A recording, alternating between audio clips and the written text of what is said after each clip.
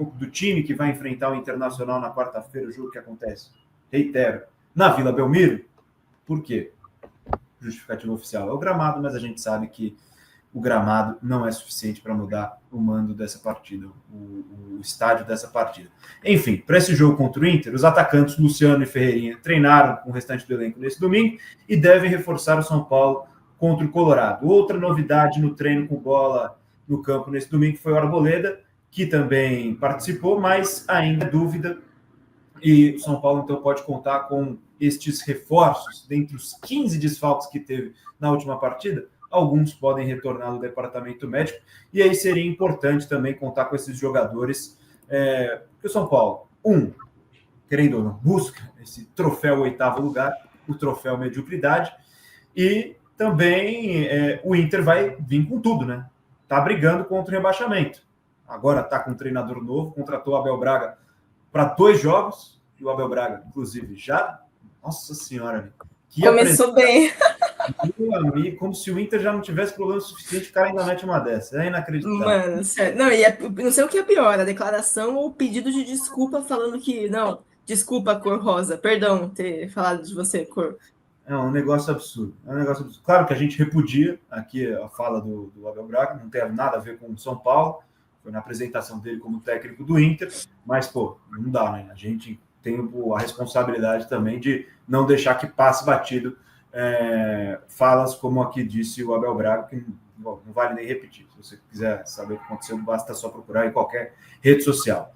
Enfim, Luciano e Ferreirinha voltando, e o Arboleda talvez também. O Pri, reforço importante para esse jogo que vai ser difícil. O Inter está desesperado, está vendo cada vez mais palpável essa segunda queda para a segunda divisão e vai ter que ir com tudo para cima do São Paulo. Ou seja, vai ser um jogo duro, vai ser um jogo complicado. Com certeza. É uma... Cara, primeiro que não tem o seu estádio, né? Isso aí já me irrita pra caramba. Vai ter que jogar na Vila de novo, onde já não tem um bom retrospecto, né? Venceu só o Juventude, né? Foi Juventude? Foi, né? O último jogo lá.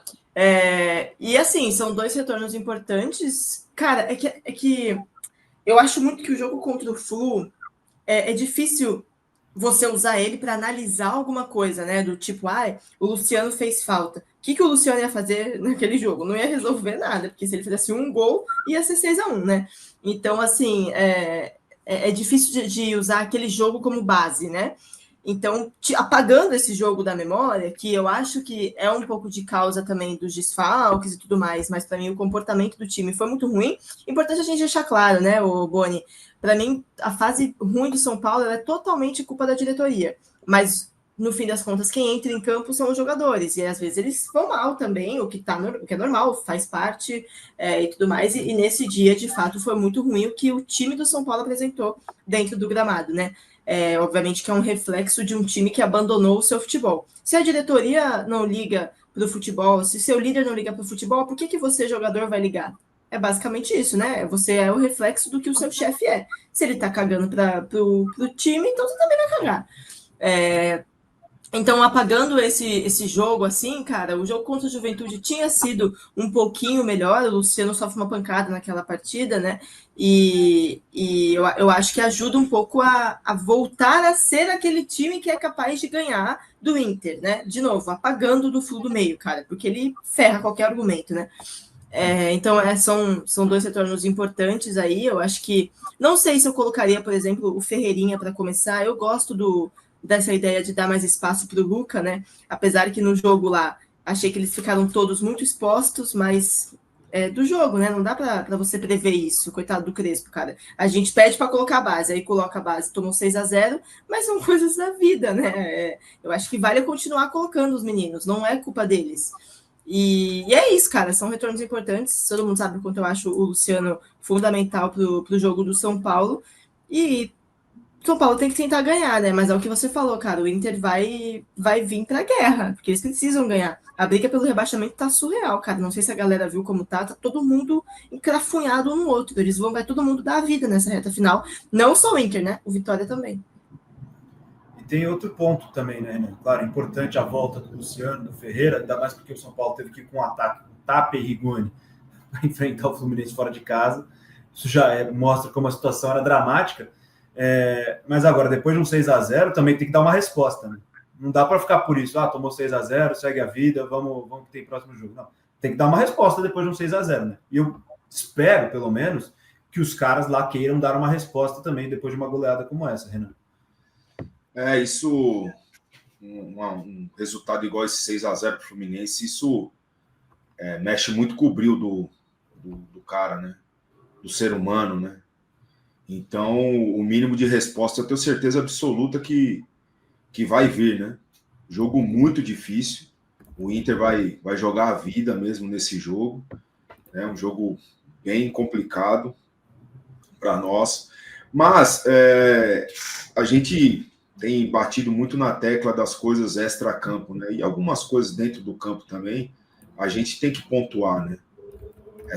A leitura de jogo do Crespo, sobretudo nesse 6-0, né? Algumas coisas que eu venho falando aqui já há algum tempo, mas que ficaram muito claras nesse 6-0, né? Com muita dificuldade de armar um time, com muita limitação. Você não pode simplesmente ir contra o Fluminense lá no Maracanã, que faz uma campanha em casa, né? Nos últimos jogos, praticamente sem sofrer gol, sofreu um para o Flamengo de pênalti, né? Nos últimos jogos, sempre vencendo. Você, com toda essa dificuldade, você não pode jogar olho no olho contra o Flamengo no Maracanã, cara, na minha opinião, né? E aí vai a leitura de jogo do treinador, né? Você não precisa, quando você espera um pouco, mesmo assim você pode ser agressivo. Nós vamos marcar do meio para trás, nós vamos diminuir os espaços para os principais jogadores. Canóbio, Serna e Acosta. São jogadores que eles gostam do espaço para correr. Eu vou tirar esse espaço deles, segurar 15, 20 minutos, depois o nosso jogo vai andando, com o Marcos Antônio, com Bobadilha no meio, aí o nosso jogo vai andando. Quando você deixa os espaços que você deixa logo no começo, né, daí 5 minutos de jogo, um pênalti, e quando você olha, quando estava 3-0, o time querendo continuar a fazer isso ainda, aí a gente tem que olhar e falar, peraí, é a questão do treinador chamar, segura, fecha, botar 2 linhas de 4 bem fechadinha. A gente já não vai mais empatar o jogo. Não vamos tomar 6, 3 é diferente de 6. Muito diferente, né? Do ponto de vista anímico, de pressão, foi 2-0 pro Fluminense. Muitos no nosso grupo opinaram 2-0 pro Fluminense ou não. Muitos no nosso grupo opinaram nesse placar. Verdade. Você olha assim, 2-0 pro Fluminense, hoje, São Paulo totalmente desfalcado, o Fluminense com todo mundo à disposição, praticamente todo mundo à disposição, sempre muito bem no Maracanã, 2-0 é um resultado, entre aspas, você fala assim, era mais ou menos esperado. 6, aí já muda completamente o contexto. Muda completamente o contexto e a análise, entendeu? Então, e o amigo ainda lembra uma coisa importante, prejudicou no saldo. Porque o Corinthians ontem, enquanto vencia o Botafogo, estava passando o São Paulo no saldo, né? Então, até nisso complicou. Portanto, eu acho que a volta do Luciano ela é boa, ela é importante, a volta do Ferreirinha também, né? Mas, acima de tudo, a gente tem que analisar também os pontos de vista do treinador, a leitura dele de jogo. Ele vai continuar, de fato, com essa perseguição individual, o time inteiro? Cara, isso, na minha visão, prejudica demais. O time do São Paulo, ele é muito espaçado, tem muito buraco por causa disso. Você pega jogadores minimamente inteligentes, que eles sabem que eles estão sendo marcados individualmente, você vai pegar o Alan Patrick. Alan Patrick, cara experientíssimo, ótimo jogador. Ele vai ver que vai ter um ali no calcanhar dele, ele só vai jogar na zona morta do campo, abrindo o time, certo? Eu, várias vezes na minha carreira, eu tive essa responsabilidade e jogadores inteligentes, eles faziam isso. Só que era só eu fazendo a marcação individual, não o time inteiro. Quando é o time inteiro, o 6º gol que o São Paulo, o gol que o São Paulo tomou contra o Corinthians, enquanto o time até estava bem, estava tendo mais a posse de bola, quando o Pablo Maia cabeceia a bola para o centro da área, 2 dos 3 zagueiros do São Paulo estavam para frente da linha da bola. Para frente da linha da bola. Isso não existe. Isso não existe. Então, isso é gerado pela marcação individualizada com perseguição do time inteiro, de todos os jogadores. Por exemplo, então, eu sou o zagueiro do lado direito, eu sou o Ferrarese. Se o jogador que eu estou marcando for lá na zaga, eu saio atrás dele. E eu deixo espaço aqui nas minhas costas. Eu deixo o time completamente vulnerável aqui.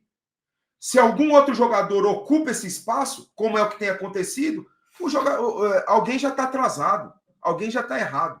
Então, eu discordo completamente disso, discordo completamente dessa leitura de jogo e dessa estratégia, né? Não discordo da estrutura tática dos 3 zagueiros, mas discordo da estratégia da perseguição individual, que eu peço que as pessoas que não estão entendendo muito bem o que eu estou falando, assistam o jogo do São Paulo de uma forma a analisar isso, com frieza, não só torcendo, mas com frieza. Repare o que fazem os zagueiros do São Paulo, muitas vezes abrindo espaço. E jogadores de times, jogadores inteligentes, experientes, o que eles fazem? Eles tiram os jogadores da sua posição para abrir espaço nas costas. É isso que eles estão.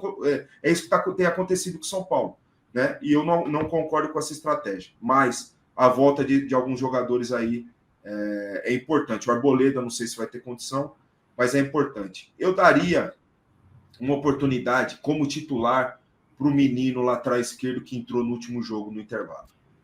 O Nicolas. Eu daria uma oportunidade para ele jogar como titular. O menino faz sua estreia como profissional entrando no intervalo no Maracanã contra o Fluminense perdendo de 3-0. Daria uma oportunidade. E não tem nada a ver com o resultado, não comprometeu no resultado. Eu daria uma oportunidade para ele jogar titular na ala.